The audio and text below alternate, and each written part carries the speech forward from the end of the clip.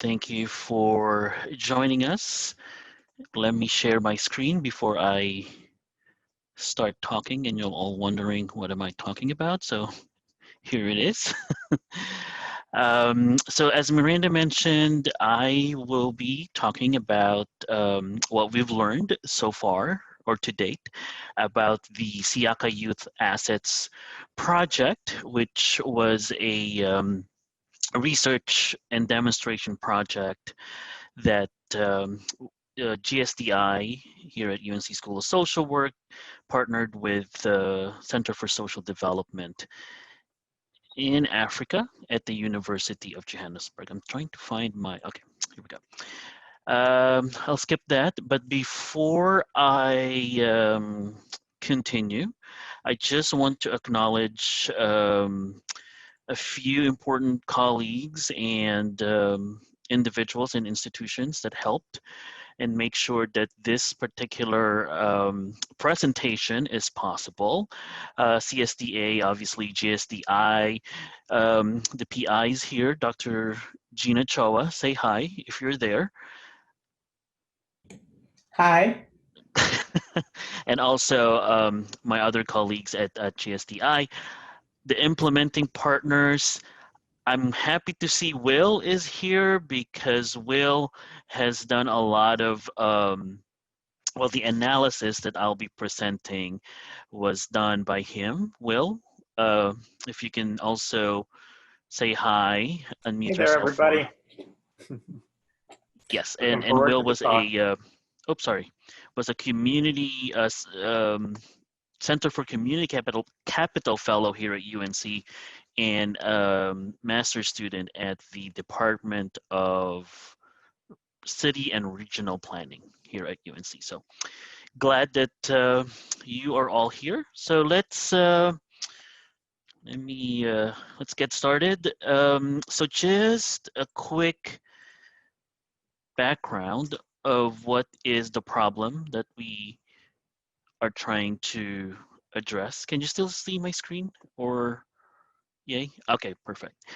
So you can see here, youth unemployment rate in South Africa, I think over the last 5 years has seen a linear increase.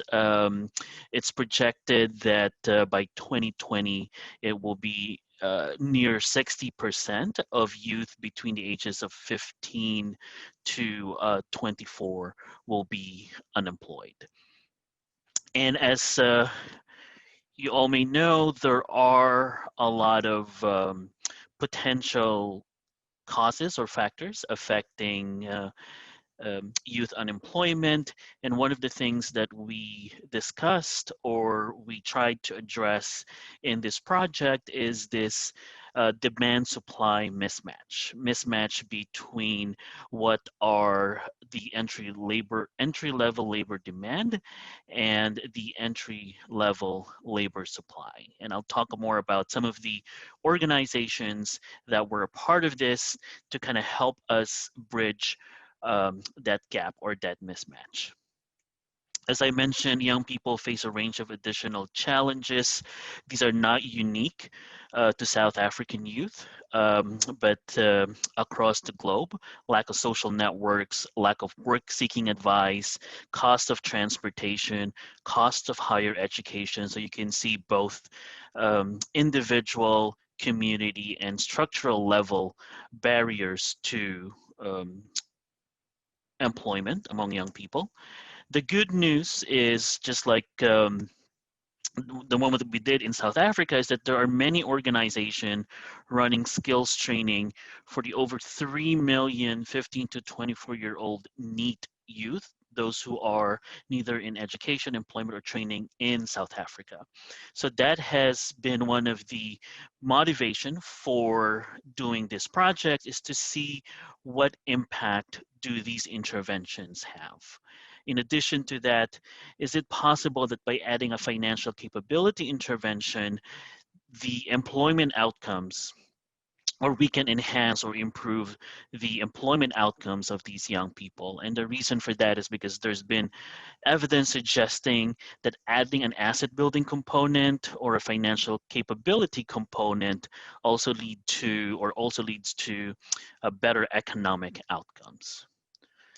And so we wanted Siyakha to be truly representative of what's happening on the ground. I think one of the um, key learnings from Siyakha is that there are, again, these organizations that are already doing exceptional work on the ground, that we don't always need to kind of reinvent the wheel.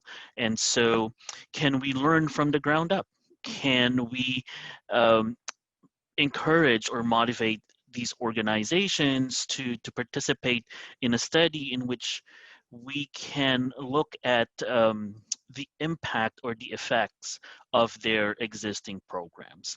So a lot of these organizations, as you can see, or these 8 organizations that we have in this project or who are implementing partners, included Love Life, EOH ProServe, the National Youth Development Agency of South Africa, the Raymond Ackerman Academy, Africa Tikkun, Fit for Life, Fit for Work, Tabiso Skills Institute, and Harambe Youth Employment Accelerator. So all of them are indigenous or based in South Africa. These organizations, as you can imagine, the range of employability programs that they offer are quite varied. So looking at the different soft skills development, a lot of these organizations have a life skills component. They also have a work readiness component, the hard skills or the technical skills component, or training provided by these organizations, as you can also imagine, are quite varied. Some of the organizations offer practical or work experience, for example, on the job training or internship. And then there are also a number of programs that are providing or provided job assistance or job seeking assistance or placement, including a number of organizations that have provided stipend. And the selection, just to back up a little bit, the selection of these implementing organizations was not random. We wanted to pick organizations that really reflect not only innovative work that's been happening, but also at the very least have some of these components like soft skills and hard skills being provided, given that we know from the literature that some of these, the presence of these types of training help build employability among youth. So it's a large study. Many of you probably know it comprised about 2,000 youth. The project was implemented in all 8 provinces of South Africa. I always get that incorrectly, but I think, yeah, 8 provinces, South Africa. There were 3 different aims of the study, but for today's presentation, I'll be focusing on this aim right here, looking at the efficacy of youth employability programs on their own and in combination with a financial capability or financial inclusion intervention for young people aged 18 to 25 years old in urban and rural areas of South Africa. So just to quickly sum up what we hope this particular study will be able to contribute to the literature, you can see here, oh, sorry, 9 provinces. See, it's still a mistake. 9 provinces um, where the program were implemented. And so what we're hoping to contribute this particular project is to first really build the evidence about the effects of youth employability programs, particularly programs that offer a combination of technical and human capability skills to young people. This might be surprising to some of you that there hasn't really been a lot of systematic rigorous evidence or testing or evaluation of youth employability programs, including evaluation of existing programs being delivered by youth-focused or youth-led organizations. And then in addition to that, we would also like to assess the impact of a financial capability intervention. Does it add or does it improve or enhance the outcome that we're looking at, particularly employment and financial capability skills of young people? So with those contribution in mind, here are the three research overall research questions. I know that these are very lofty research questions.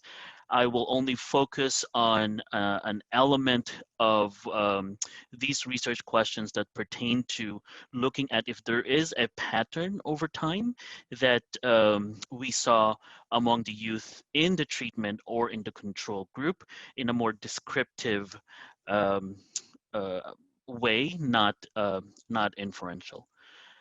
So the study design, so for this presentation, we're using all four waves of the data that were collected as part of Siyakha. You can see here, um, there were four data collection points. The first one, the baseline or the pre-test, and then immediately after or no, not after. So there's the pre-test, and then the program was implemented, and then for each program, every time their participants exited the program, there is the post-test, and then we have two follow-up uh, data collection points. 1 year on average after completing the program, and the other one 2 years after completing the program. So we call them waves 1 to waves 4.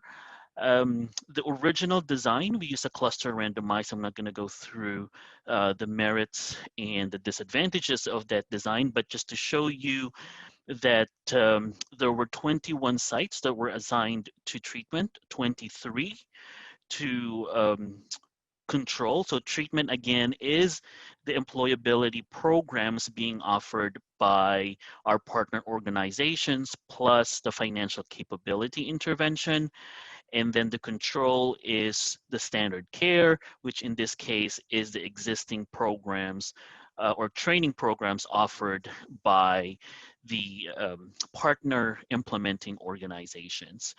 Our population or our study sample, this may not come as a surprise, has a more of a urban bias or there's more urban representation than non-metro or non-urban areas, as you can see by the distribution of sites by geographic location. Okay, so let's go over quickly now to the results. But before that, again, these are exploratory data analysis, and our goal is to discover patterns of systematic variation across groups over time. We are not really looking at inferential comparisons right now, but we would like to at least look whether there is difference over time in terms of the trend between treatment and control. We wanted to look at two employment outcomes and two financial capability outcomes. The first employment outcome we wanted to look at was the employment status, whether they've been employed at the end of the project, and then the second one is their wages, and then also two financial capability outcomes. And then we'll also look at whether there is a trend or whether program characteristics affect any trend or any of these outcomes over time. Okay, before I continue with the results, any questions, reactions? Yes. Yes, Neil. I just had a quick question. Where did the financial capability program, where was that designed, and who facilitated that?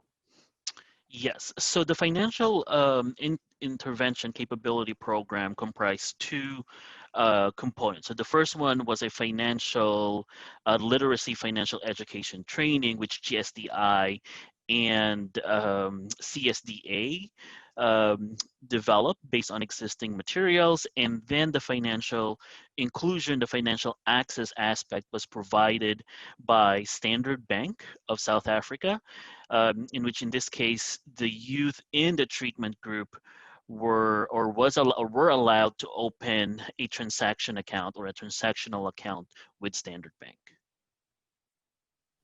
Okay, thank you. And lastly, I don't want to take up more time, but lastly, were these organizations and the participants in the study all non-white South African youth?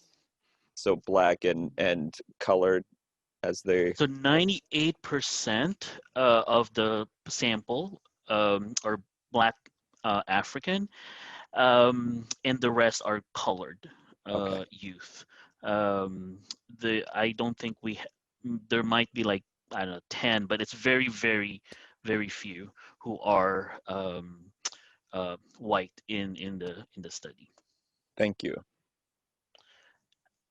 Okay, so let's first look at the proportion of youth participants who reported being employed by treatment control group over time. You can see that the treatment group, in this case, youth who received the financial capability training intervention, were slightly more likely to be employed at wave 4. 31% of them said that they were employed at wave 4 versus, I believe that's 24, no, 20, no, 18%, sorry, of the treatment or of the control youth.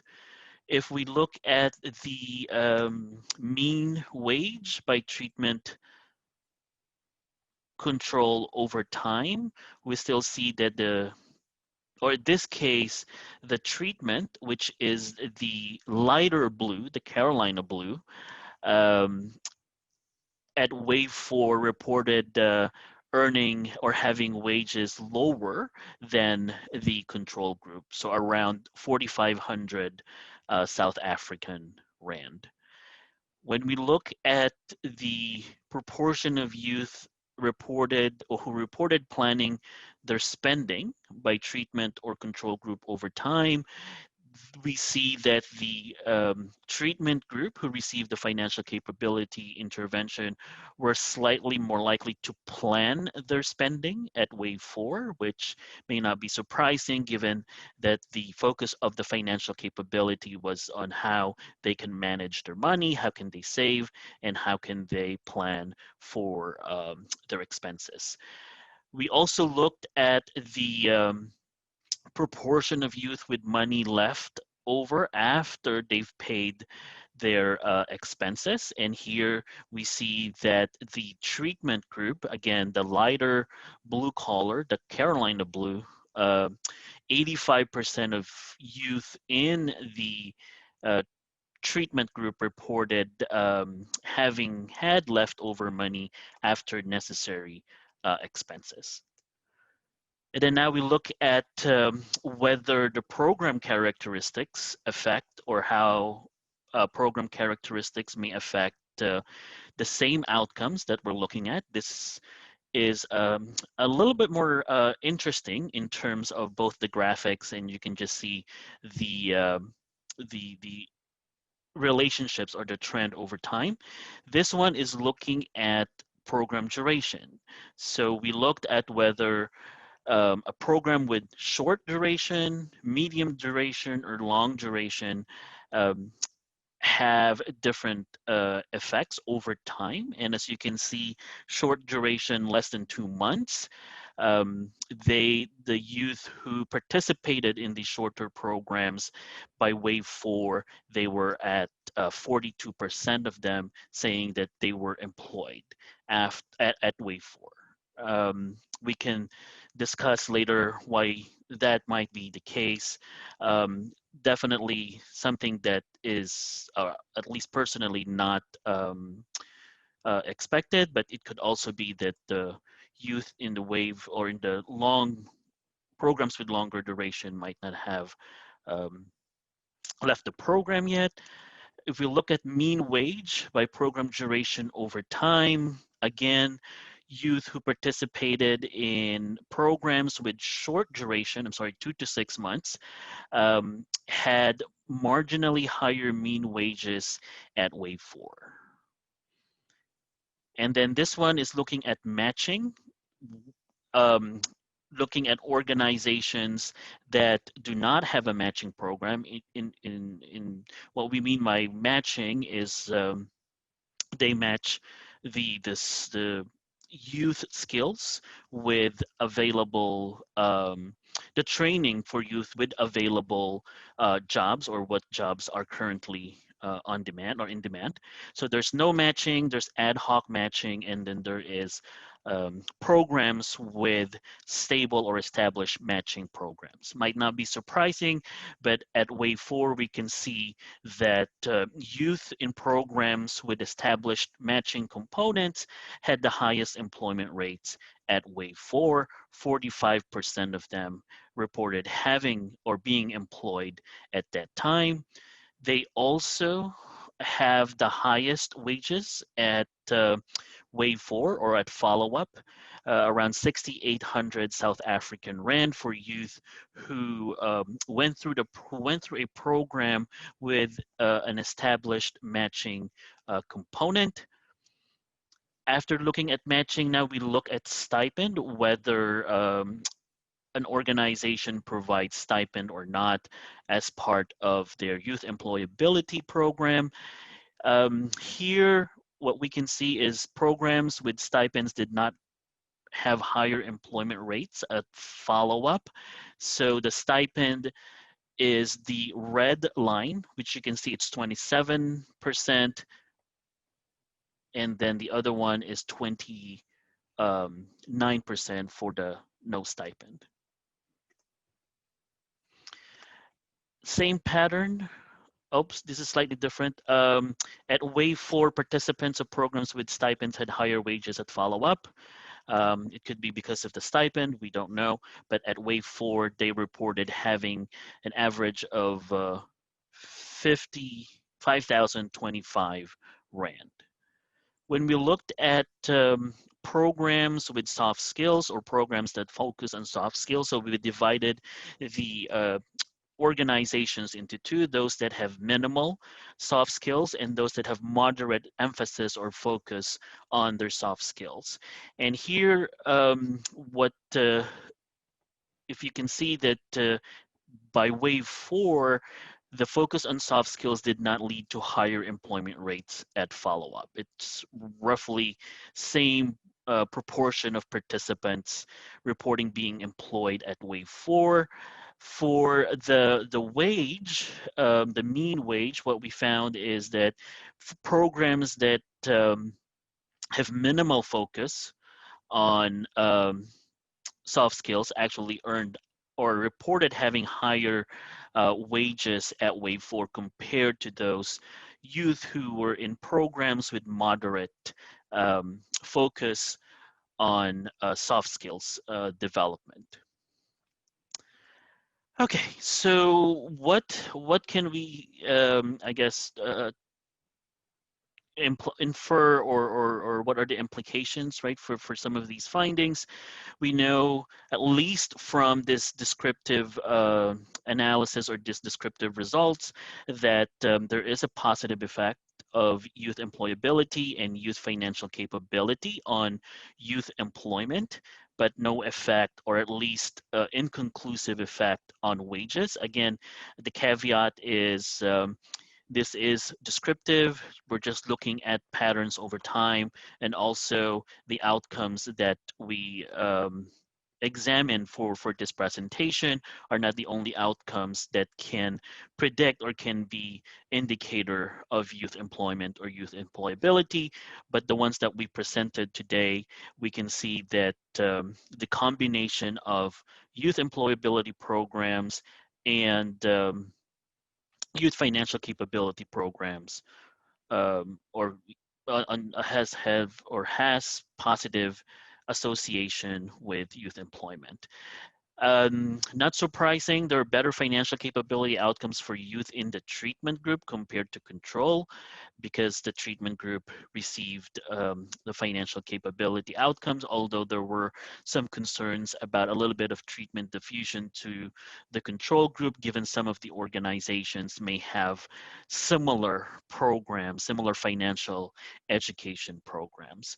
The effects of program characteristics are mixed. Some of our hypotheses were supported, like, for example, programs with established matching components, but there were some surprising findings, like programs with shorter duration having had more positive effect on employment outcomes.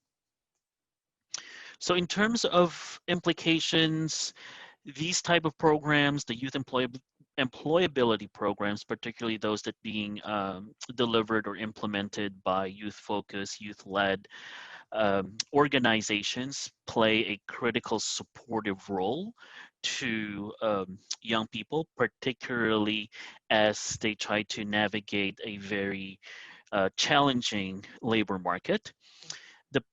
The preliminary positive effect of matching as a program feature points to the critical role of intermediation in the labor market. This is something that early in the presentation, I discussed that one of the things that the Siyakha project wanted to look at is whether by addressing this lack of intermediation, that there might be positive effects on employment outcome. And at least from our preliminary results, we did find that there's a positive effect of matching.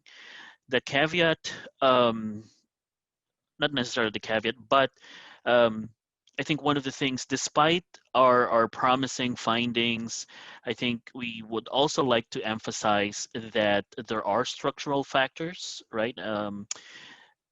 Not surprising to all of you, that affect young persons' employment and financial capability. The way youth employability programs have been implemented over the past few years have been focusing so much on the individual deficiencies or the individual factors. But as we know, individual factors are not the only factors affecting youth employment.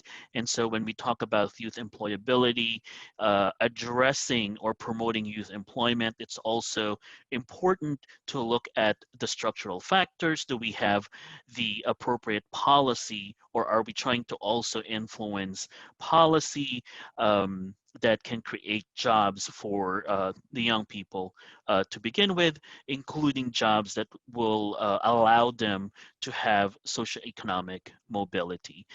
Even in the South Africa study, we found that some of the characteristics of young people, like those who have less than a matric qualification and those who are living outside the metro areas, although you might see that as individual characteristics, there's underlying structural or social factors at play in here that that in the first place restricts their ability to use their education into something that can help them obtain better employment outcomes. And that is the presentation. I welcome comments, feedback, reactions, anything else that you would like to share or ask.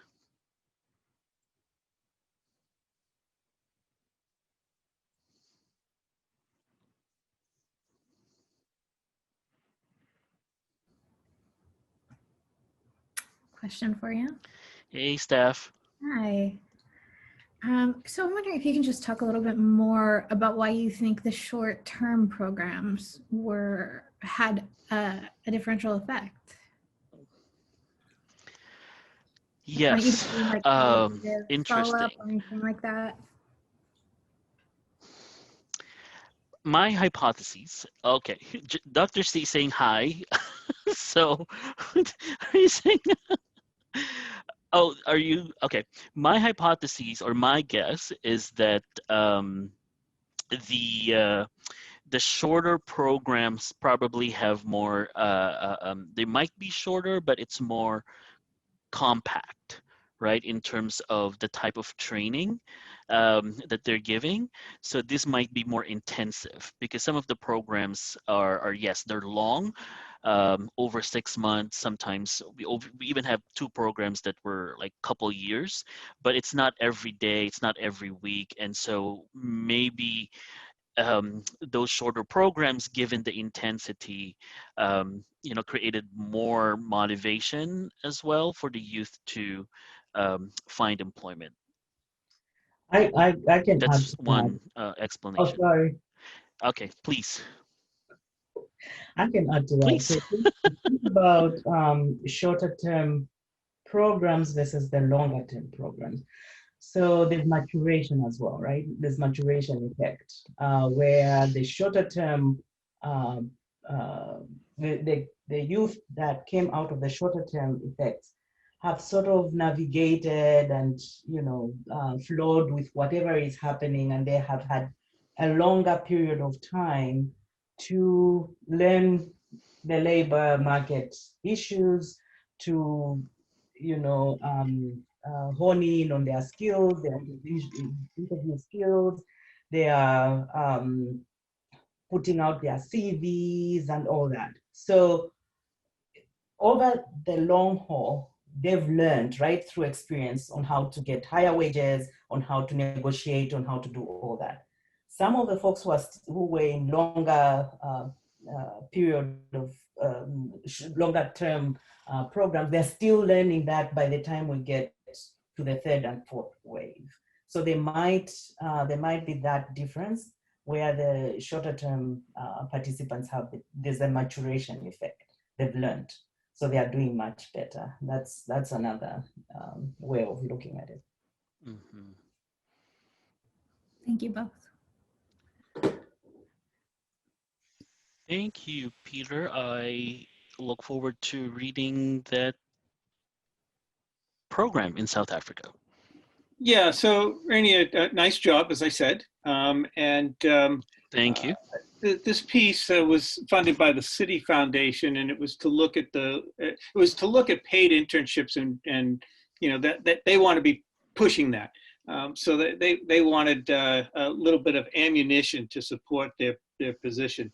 But there is an analysis a bit on the learnership program in South Africa, which I think is I'm sure you bumped into, and it's a big deal. I'm kind of curious, though. I mean, listen, this is a tough issue, right? I mean, to tackle this and figure out which one of the strings are really kind of the one you got to focus on, man, it's just tough. And then if that's not tough enough, you got young people who are trying to find themselves. And so they're churning. They try out a job here, they try out a job here, they sign up for this training, they sign up for that training.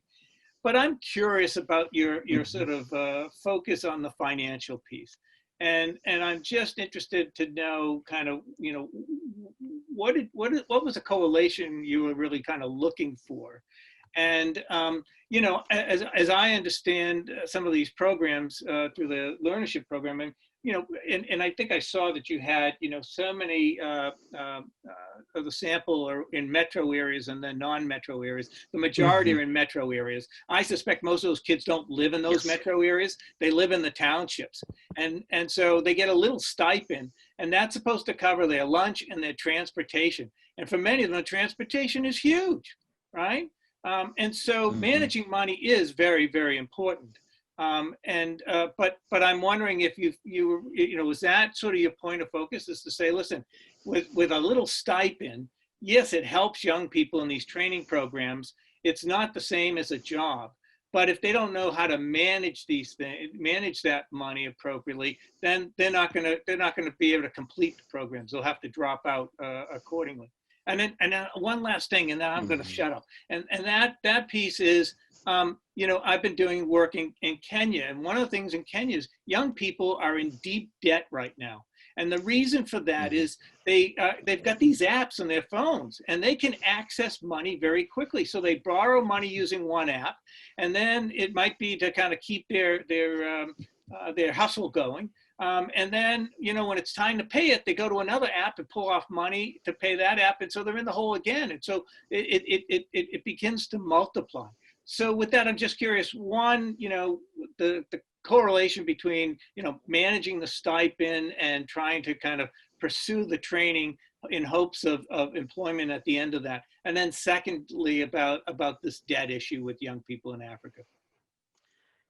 Thank you, Peter. Yes, I think one motivation for including the financial capability is, you know, how can they use existing resources that can help them get to the next step, right? And that could be because, and that, for example, what you mentioned about transportation, right? The transport cost. So anticipating, as you can see, if you recall from one of the slides, it's the, do you have money left over after paying all those expenses?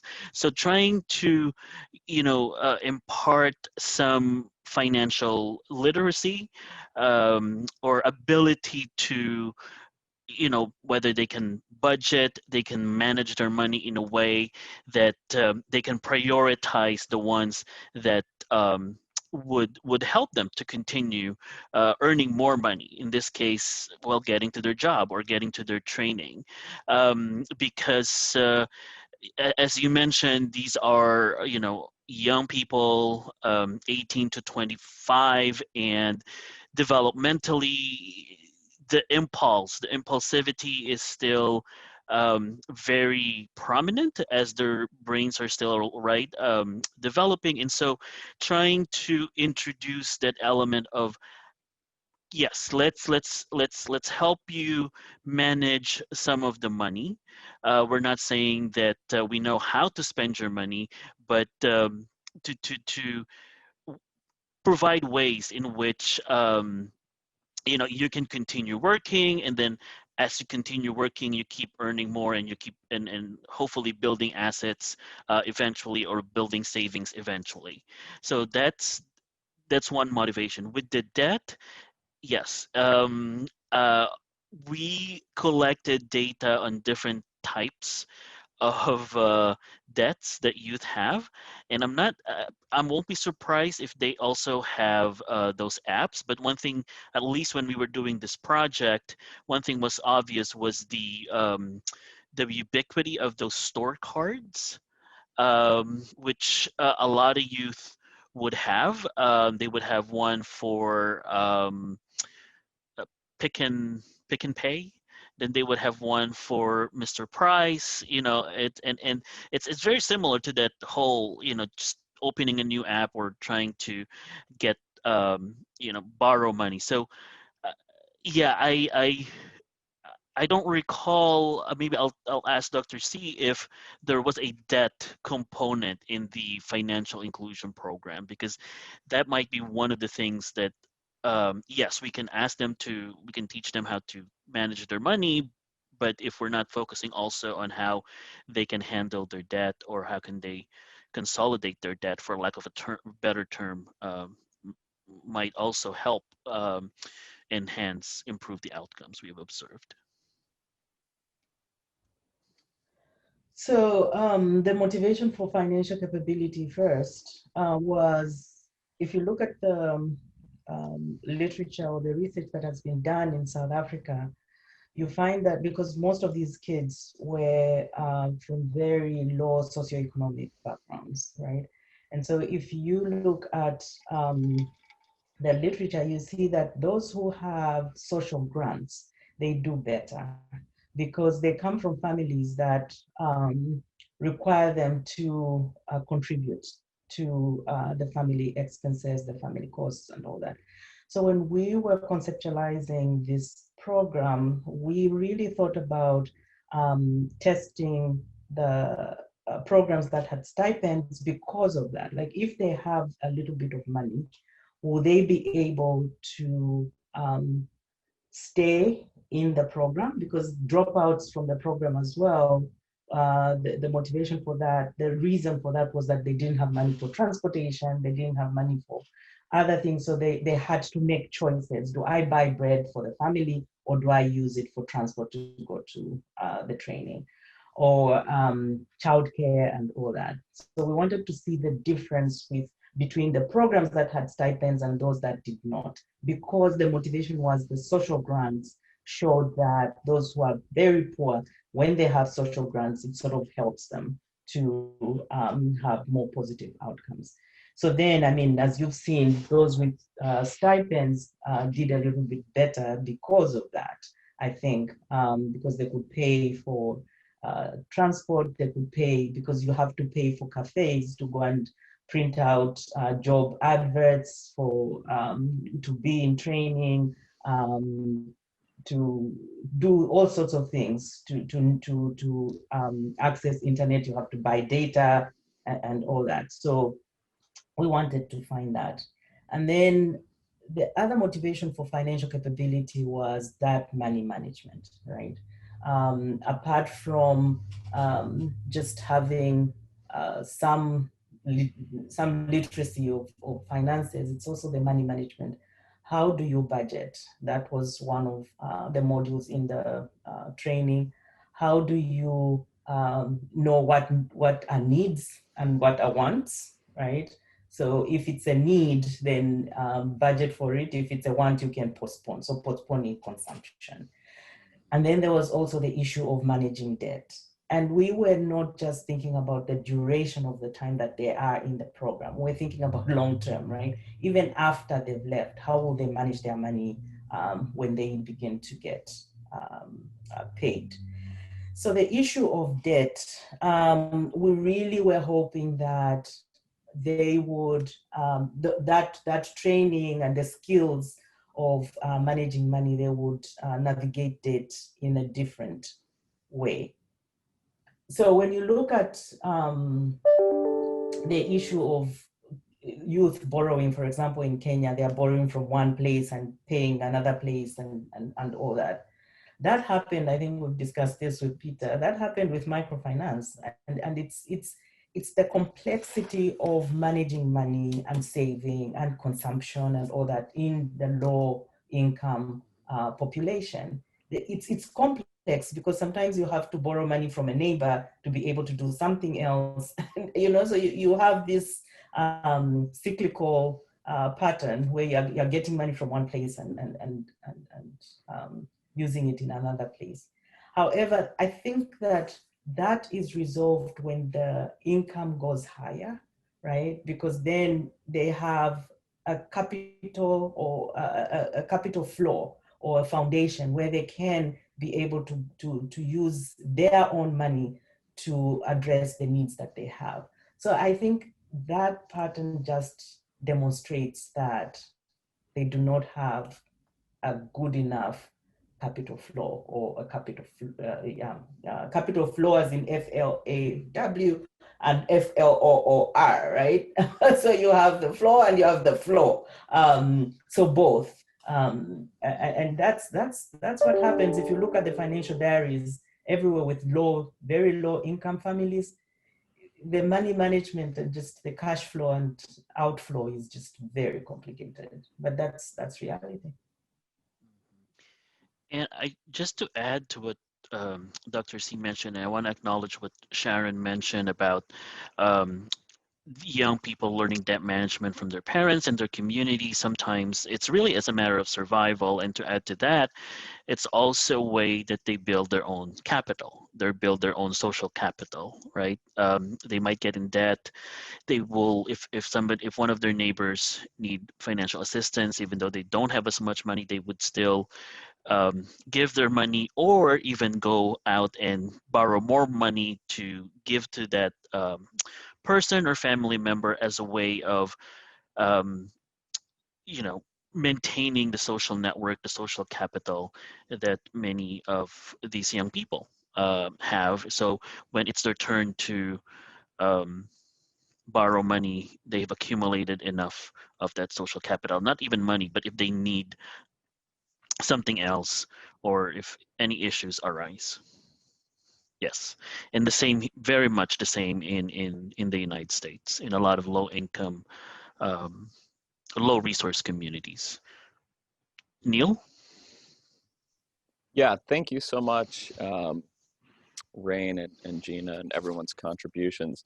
I think for me, I'm sort of piggybacking a little bit off Sharon, but it's really it's a challenge for me to separate sort of these structural components um, from a lot of what we're talking about. Specifically, I mean, if we look at sort of I'm assuming the intergenerational sort of oppressions and traumas from apartheid, and like you said, survival. And so sort of looking at the structures that are in place or lack thereof in terms of within sort of more mainstream schools, et cetera, in terms of what are the values being taught around how do the social influences and the contexts of oppression and marginalization and racism and sexism impacting individual levels of financial as we're talking about management and inclusion. And I think so that's something that I'm wondering how, when the program, when you looked at these two different this track with the financial inclusion piece, are the other when you weren't doing that, or the other organizations, are they not, is financial sort of capability inclusion not really being talked about much?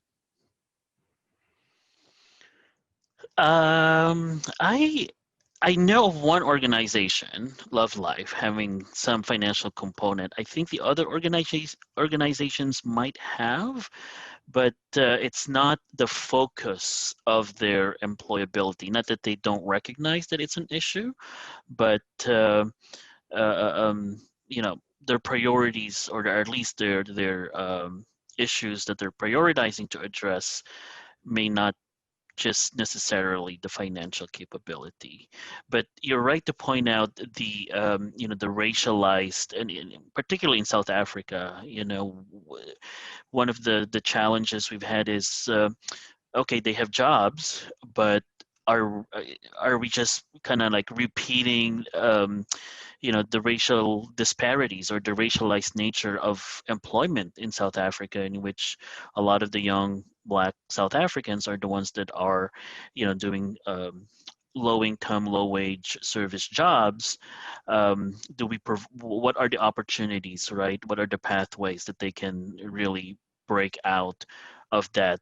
Peter mentioned that a lot of the youth in this project lived in townships, and just going back to what you're saying about the legacy of oppression, the type of network that they might have within those townships are very different from youth who do not live there. So the fact that they are living there is, I think, an evidence of discontinued racialized disparities or racial disparities in employment.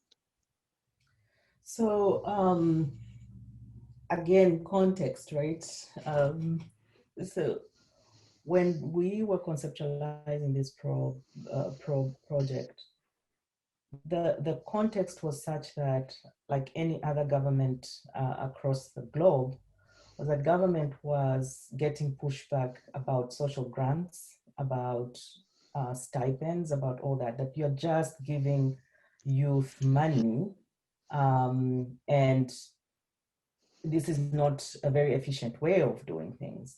And then financial inclusion particularly was not something that everybody was convinced about, right?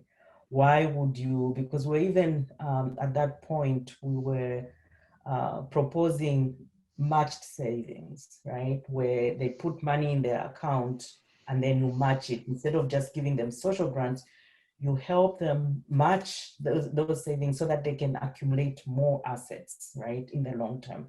And that was not something that was acceptable. It was not something that was trendy at that point. There was a lot of pushback. So one of the motivations of this research project was to prove, right, that financial inclusion and financial capability and that route, that pathway would actually build assets for young people and help them to get employed as well. And so there was all these contextual issues that were happening at that time. And believe it or not, even in South Africa, where there's a legacy of apartheid and all that, you still have these very Eurocentric, debates and arguments and all that, where folks have learned from Western economics and all that, and no, this is not going to happen, and this is so. Apartheid is sort of it has a place in that debate, but it still is watered down in terms of the economics and the economic growth and the GDP and all that debate. And so, yes, there is that legacy, but there's also pushback about economics. And so it's sometimes lost. It's lost in, are we giving freebies, right? Why should we even talk about financial inclusion? Folks should, pull themselves by their bootstraps and all that. And this is a Black government. We're not talking about an apartheid government, but that legacy continues. It's just like in the US, right? It's systemic, it's still there, it's entrenched, and that's what drives all these policies. So they are not like woke and they're saying, oh, there was apartheid and we have to change things and we have to go to the root causes of this. It's very similar to the US, where folks ignore that there's that history, right? And they just want to push all these Eurocentric policies. Yeah, and to add to what Dr. C mentioned, I think we were doing a review of vulnerability or vulnerable and marginalized youth, and one of the things that has been things that came up from that review is with employability programs, particularly for young people. A lot of the focus is on the individual deficiencies, as if we focus so much on just building their skills, somehow they're going to get jobs. I think building on what Dr. C mentioned, if the government is not, if that's the orientation, then should we expect long-term gains or low youth unemployment rates, when there are bigger factors that might affect? And I think just to add to the financial capability issue, I think if you correct me if I'm wrong, Dr. C, but even like finding financial partners to work with us was challenging. And in other countries, I think there's more understanding of, yes, let's partner because we want to help. But here I think the idea of, well, they're not really going to help us within our bottom line because they're just not going to contribute to our profit. I think I felt that was more prominent when we were doing this experiment and planning it versus, like some of the other countries, comparing the experience in YouthSave. Yeah. Well, even YouthSave was like that. I think it's That's true. You're right. You're right that there was pushback in South Africa, but I don't think that it was different with YouthSave, because I mean, what is the business case for working with That's true. youth who don't have jobs, opening accounts? These will be dormant accounts. That's what the bank thinks, right? These will be dormant accounts who will pump in a lot of money, but we won't get anything. The returns are very low. So why should we even invest? We had that issue in Ghana as well. We had that issue in Colombia, in Peru, in Nepal. We had the same issue. And so as the financial inclusion field, the progress that we've made so far is to make this argument of loss leaders, right? Where you invest in youth who right now, they are not going to give you very high returns on investment, but they will stay with you as customers over the long term, right? And so later on, you will reap what you invested in them. And then the other route is corporate responsibility, right? And that's another argument that we have used. Corporate responsibility, what is your corporate social responsibility? And so, yeah, Dr. M, I think it's been like that everywhere we've gone, everywhere we've worked. Banks are not very keen to work with very low income youth opening accounts because it's not, there's no business case. Yeah. And you know, Gina, some of that I think is changing in Kenya. So for instance, there's, I just put in a link for Rainier about the SACCOs. So SACCOs are these cooperative savings and loans, and there are youth-run SACCOs throughout the country. And they produce, in theory, youth-friendly products, right? And it's, in theory, by youth, for youth, and so there should be trust there. But, you know, in all these countries, the financial sector is changing rapidly. And so there's a lot more banks that are trying to begin to see that they can't avoid youth. I mean, the youth are coming through the pipeline in a big sort of way. And so they want to get them familiar with banking and savings and loans. And so they're trying to come up with youth-friendly products. I'm a bit suspicious of that, of course. And so I think, you know, there's a real need for an intersect between those that are really advocates of youth, who understand youth, really working hand in hand. That's why the SACCOs are kind of interesting. But a lot of kids don't trust the SACCOs either, because many of them go under because they don't have enough capacity. So no one's really helped on that front. So Rainier, I think that's at least 4 or 5 different research projects right there. Yeah, I think that we have made progress. We've made a lot of progress, because I remember even in Ghana when we went in, it wasn't easy, but we did market research, trying to understand what youth were looking for, and the Any Danso product, which is youth friendly as well, was not there before we got there. And so there was a lot of work that happened. Now the Danso savings account is policy in Ghana, which was put in place by the central bank we worked with. And so, yeah, we've made a lot of progress across the globe, but I don't think we are there yet. And I think as a field, we still need to push, but we are in a better place than we were when we started. Yeah.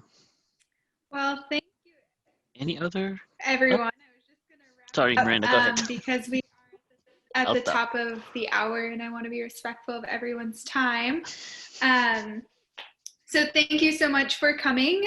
The next lunch series, Brown Bag Lunch, will be in December. But before that, we have another webinar coming up in November, and that will be on the topic of how do we continue, or how have folks continued this work in the face of COVID-19? What have folks on the ground been learning? What have folks in other areas been learning? So be on the lookout for that. More to come in our newsletter, and you can always email me if you have any questions about how to get registered or involved in attending these events.